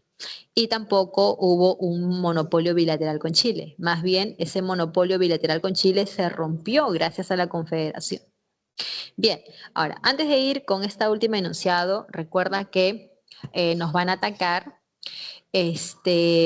por la ley de puertos libres, en la cual pues se establecen que los puertos peruanos y de Bolivia, ¿no? Paita, Callao, Cobija y Arica, van a ser declarados puertos libres. Eso significa que aquellos países que comercialicen directamente con los puertos de Perú y Bolivia no se les va a cobrar impuestos, van a ser exonerados.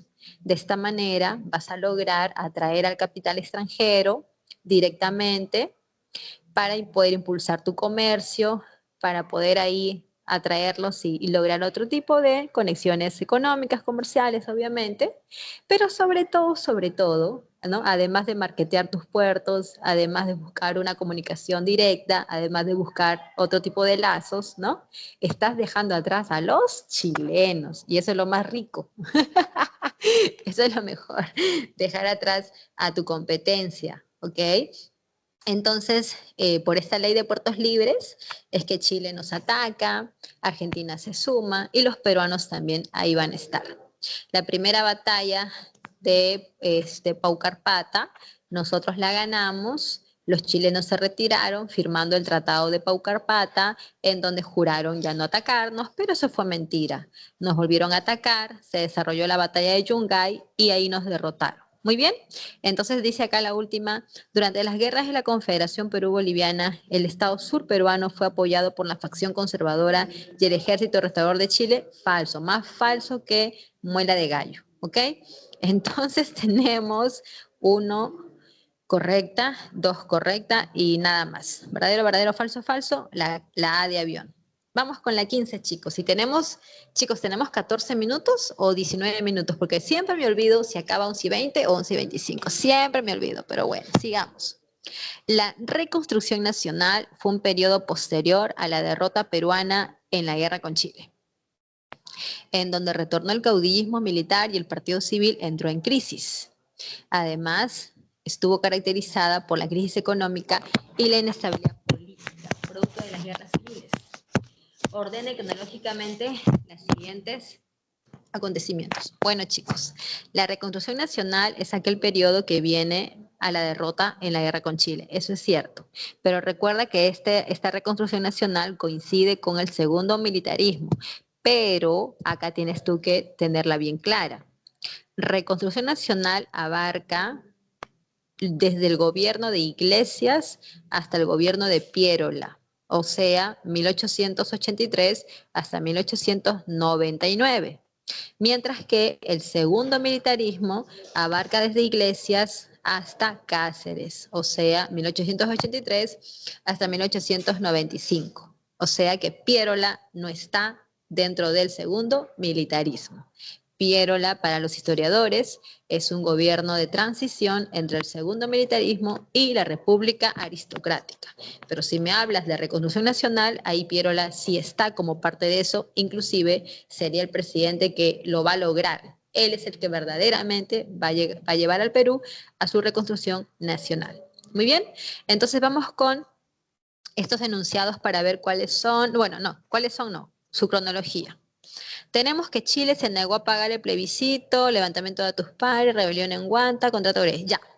La primera es el levantamiento de Atusparia. Eso va a ocurrir en el gobierno de Miguel Iglesias. El gobierno de Iglesias es un gobierno, pues, de mucha inestabilidad, porque se peleaba todos los días con Cáceres. Cáceres era su archienemigo.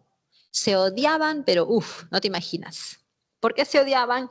Porque Cáceres le decía a Iglesias que él era un traidor, era un vendepatria, que por su culpa habíamos perdido la guerra con Chile y nos habían quitado territorio. Bueno, eso no era tan falso, ¿no? Porque todos sabemos que Iglesias fue el que dio el grito de Montán, en el cual se reconoce nuestra derrota ante los chilenos y se pide el final con entrega de territorio. Bueno, la cosa es que en el gobierno de Iglesias se crea la contribución personal. La contribución personal es un impuesto que es igualito que el tributo indígena. Lo mismo pero con diferente nombre. ¿Y quiénes lo pagan? Los indígenas, obviamente.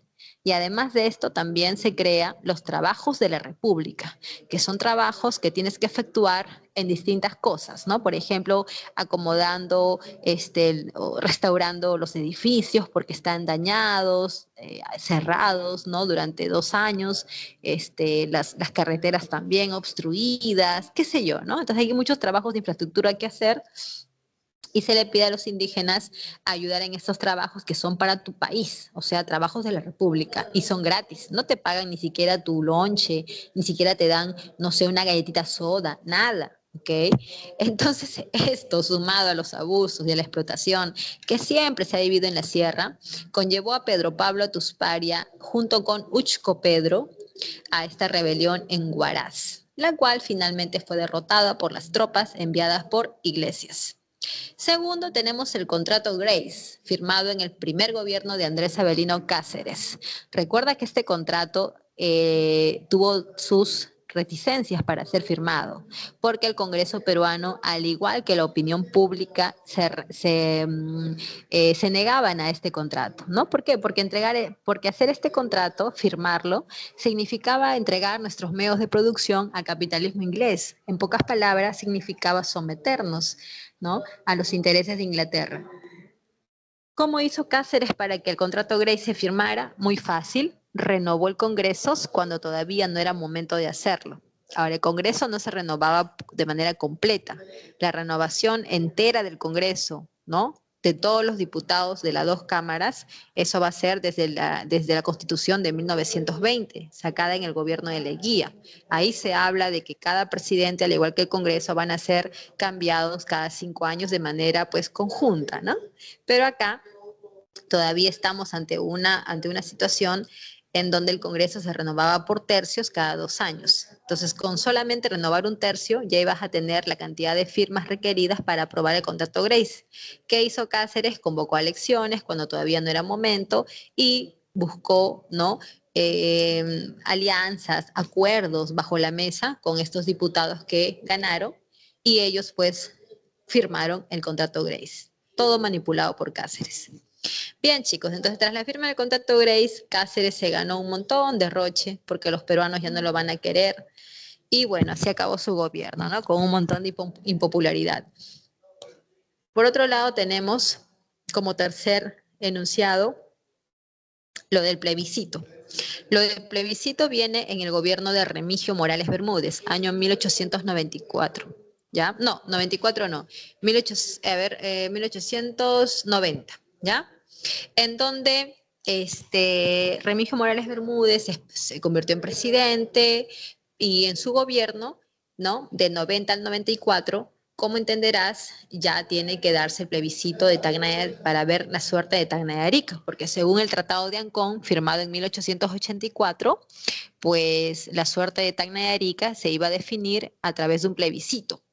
Pasaron 10 años, llegamos al año 1894, Remigio Morales Bermúdez es el presidente y en su gobierno se tenía que dar, pero no se dio porque los chilenos no quisieron, ¿ya?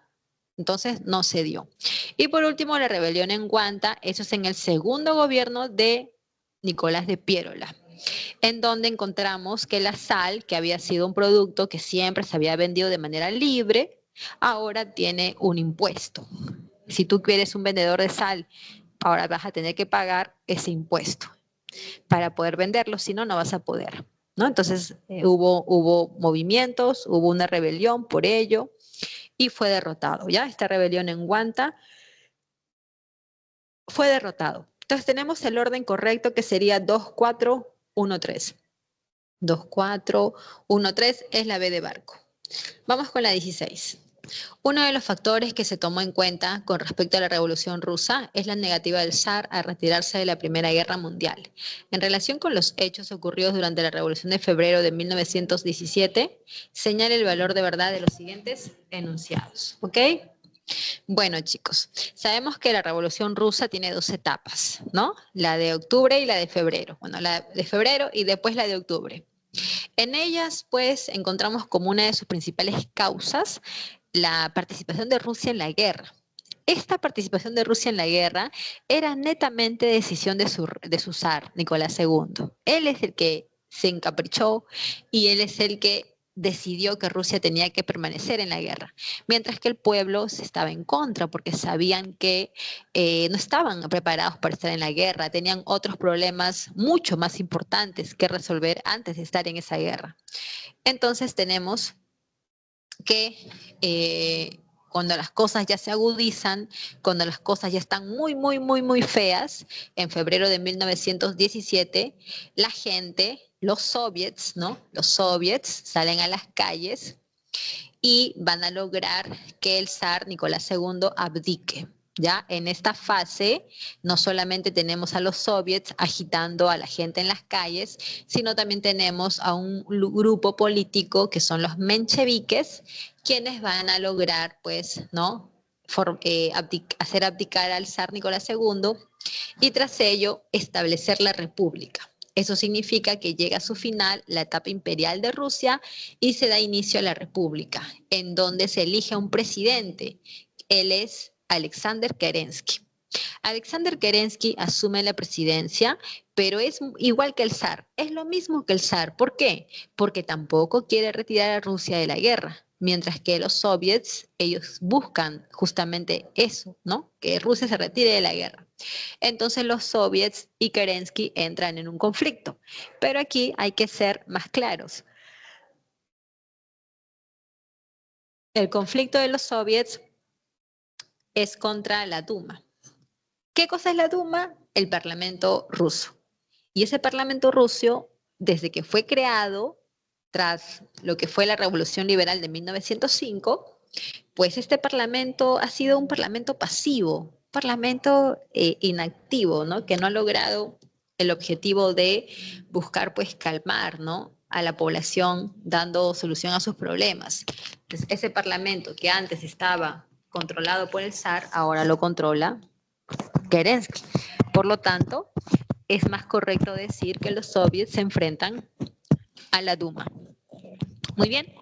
Ahora, acá de estos 4 enunciados, vemos que la primera, la segunda y la tercera son correctas, pero no la 4, porque la 4 habla del Tratado Brest-Litovsk, y el Tratado Brest-Litovsk se firma en la fase de octubre, cuando ya Lenin ha tomado el poder y ya ha hecho, bueno, mejor dicho, con este tratado se logra que Rusia se retire de la Primera Guerra Mundial. Entonces, verdadero 1, 2 y 3 sería la clave, la D de dinosaurio. Vamos con la 17. José Luis Bustamante y Rivero gobernó el país entre 1945 y 1948. Llegó a la presidencia apoyado por el Fredena. El Fredena fue una agrupación de partidos políticos donde también se encontraba el Partido Aprista, pero con otro nombre. Se hizo llamar el Partido del Pueblo. Durante su mandato, el presidente Bustamante trató de impulsar importantes reformas, pero hubo mucha inestabilidad política y también económica. Muy bien, chicos. Mira, recuerda que el gobierno de Bustamante es un gobierno con muchos problemas económicos porque la Segunda Guerra Mundial ha finalizado y de pronto nuestras exportaciones se han caído. Eso ha generado, pues, ¿no?, una reducción de nuestros ingresos, eso ha generado también desabastecimiento, el alza del precio de los productos de primera necesidad, la gente está descontenta, están en las calles sin comida, están haciendo colas desde la madrugada, hay muchos problemas, por lo cual Bustamante va a impulsar una economía de tipo más proteccionista, dando subsidios, dando también, pues, ¿no?, control de precios, todo para poder, según él, pues no, según su política de gobierno, poner fin y ayudar a mitigar, ¿no?, lo que significaba, pues, por esos años, la situación económica en nuestro país. Creo que con lo que estamos diciendo ya podemos descartar la opción 3, porque la opción 3 dice que Bustamante tuvo una política económica liberal y eso es falso. La política económica de Bustamante fue más proteccionista. Quien tiene una política económica liberal es totalmente Odría, mediante, pues, inversiones, préstamos y también la misión Julius Klein, que justamente fue eso lo que le recomendó el presidente Odría, ¿ok? Ahora, dice la primera opción que hubo tolerancia con los partidos políticos perseguidos por la ley de emergencia. Sí, jóvenes, sí lo hay. Los presidentes represivos que persiguieron al APRA y al comunismo fueron Sánchez Cerro y Benavides. Ellos fueron los presidentes represivos. Tanto Prado como Bustamante, que pertenecen a la Primavera Democrática, ellos no persiguen al APRA, no persiguen al Partido Comunista. Entonces la primera sería correcta. La 2, el APRA y la Alianza Nacional se unieron para obstaculizar al gobierno. El APRA sí, jóvenes, ¿ya? Y la Alianza Nacional también. ¿Quiénes son la Alianza Nacional? La clase oligárquica. Son los grupos de poder que también van a estar en contra del gobierno del señor Bustamante, pero en ningún momento se unieron, jamás. Jugaron su partido, pero separados, ¿ok? Así que no se unieron. ¿La ley de Yanaconaje reconoció derechos laborales? Por supuesto que sí. Recuerda que el Yanacona es aquel indígena que desde la etapa colonial viene siendo explotado de una forma servil, sin tener un salario, y lo peor que su condición es hereditaria. Eso significa que si tú eres Yanacona, tus hijos, nietos, bisnietos y toda tu descendencia también va a ser Yanacona. Es una triste realidad. Entonces, el presidente Bustamante saca la ley del Yanaconaje para establecer un salario mínimo a los Yanaconas. Entonces vemos que la 1 es verdadera, y también la 4, ¿ya? Entonces solamente la 1 y la 4, la clave es la A de avión. Vamos con la 18, chicos. 11:25 terminamos. Allá no sé a qué hora acaba la hora, pero yo ya dije que 11:25. Rápido. A causa de los efectos de la Revolución Cubana en la década de 1960, los Estados Unidos trataron de impedir la expansión del modelo revolucionario cubano a otros países latinoamericanos. Una de esas medidas, impulsada por el presidente Kennedy, fue convocar un esfuerzo internacional para promover el desarrollo económico por medio de reformas estructurales y la asistencia financiera. Bueno, acá básicamente es asistencia financiera, ya es dar dinero. Esta iniciativa fue denominada Alianza para el Progreso. No debes confundirte, ¿ok? El Plan Dosh es un programa para ayudar a Japón. El Plan Marshall es un programa económico para ayudar a Europa Occidental. El Plan Molotov es un programa de los rusos, ¿ok? También económico, pero de los rusos. Y el Pacto de San José es otra cosa, ¿ok? Entonces, acá es el Alianza para el Progreso, que lo hizo Estados Unidos porque tenía temor de que el comunismo se expandiera por Sudamérica, pero realmente así fue, pues, ¿no? A pesar de los esfuerzos de Estados Unidos, acá en América Latina estallaron muchos grupos así guerrilleros entre Perú, Bolivia, Ecuador, Chile, o sea, por muchas partes. 19. En 1985, Alan García Pérez fue elegido por primera vez presidente de la República del Perú. Luego de la renuncia de Barrantes. Recuerda que Barrantes fue alcalde de Lima en el gobierno de Belaúnde y fue el que creó el vaso de leche. Se hizo bastante popular, por eso que participó en las elecciones, pero al final se retiró. Primer gobierno de García, que es el primer gobierno aprista de la historia, en un momento muy difícil para nosotros, ¿no? Vamos a ver cuáles de estas son verdaderas. A ver, implementó una política económica de libre mercado falso, chicos, falso de todos los falsos. El programa económico de Alan García, que él mismo llamó heterodoxo, es más como un programa de tipo proteccionista. Permitió el copamiento de las instituciones estatales por apristas, sí jóvenes. A eso se llama clientelismo, eso se llama corrupción. O sea, que cuando un gobierno, con un presidente llega al poder, va a traer a toda su gente, ¿no? A todos los apristas, a colocarlos en las diferentes entidades públicas del Estado, para que estas personas puedan tener un trabajo a costa de dinero de todos los peruanos. Y pues la presencia de estos apristas no siempre fue la mejor, porque van a haber muchos déficits, van a haber mucha ineficiencia, lentitud en los procesos y todo es lo que significa el gobierno aprista, ¿ok? Muy bien, eso sí es correcto. Estableció una alianza congresal con los partidos de izquierda, falso. El APRA nunca tuvo una alianza con la izquierda, o sea, nada que ver. Desarrolló una breve y exitosa lucha antisubversiva, tampoco. El caballo loco nunca tuvo un buen, digamos, actuación frente al terrorismo. Al contrario, su actuación fue nefasta, ¿ya? Hubo muerte de gente inocente, como la matanza de los penales. Entonces creo que nuestra clave sería la C de casa, ¿ya? La C de casa porque solamente la 2 es correcta. Y la 20, y para despedirnos, chicos lindos, en 1989 se celebró el 40 aniversario de creación de la RDA, República Democrática Alemana. Se produjo una ola de protestas aprovechando la visita de Gorbachov. Manifestaciones que culminaron con la caída del muro de Berlín. Posteriormente, Gorbachov impulsó la firma del Tratado 2+4 que se celebró en Moscú en 1990. Vamos a ver cuáles son los hechos verdaderos y cuáles son los hechos falsos. Se acordó la unificación en torno a la República Democrática Alemana, no jóvenes. Esto fue en torno a la República Federal Alemana, la cual siempre estuvo por delante en cuanto a su economía. Más bien, la República Democrática Alemana comenzó a vincularse a la RFA a través de préstamos, así que sería en torno a la RFA. ¿Participaron Estados Unidos, URSS, Francia, Inglaterra y las dos Alemanias? Sí, jóvenes. Cuando se firma el Tratado de Moscú, participan las 4 naciones que dividieron Alemania más las 2 Alemanias. Por eso se le llama Tratado 2+4. ¿Reconocieron la reunificación de Alemania Occidental y Oriental? Claro que sí, eso fue lo que se acordó en el Tratado de Moscú, reconocer la reunificación, aunque para algunos no es una reunificación, sino más bien una absorción, ¿no? La RFA absorbió a la RDA. ¿Permitieron la coexistencia pacífica entre las 2 Alemanias? Eso no existe, jóvenes. Coexistencia pacífica solamente se usa para referirse a la Guerra Fría, como su segunda etapa, más no para referirse a la historia de Alemania. Entonces tenemos como verdaderas la 2 y la 3. Entonces sería la C de casa. Chicos, me siento un poquito triste porque ya no los voy a ver cada mañana de los viernes. Bueno, nunca los conocí. No sé cómo son sus caritas, la verdad, chicos lindos. Pero bueno, les deseo súper felicidad, paz, amor. Lo mejor del mundo para ustedes, ¿ok? Mírenme bien la cara. Si me ven por San Marcos alguna vez me saludan, se acercan, me cuentan cómo van, no sé, cuáles son sus planes y yo encantada, ¿sí? Muchas gracias a todos, hasta una siguiente oportunidad y que les vaya súper bien de corazón, se los digo a toditos, ¿ya? Cuídense mucho, chicos. Un besote, ¿ya? Bye, chicos. Mis, cuídese. Bendiciones. Chao, chicos, ustedes. Bye, mis, cuídese. Bye, ya. Bye.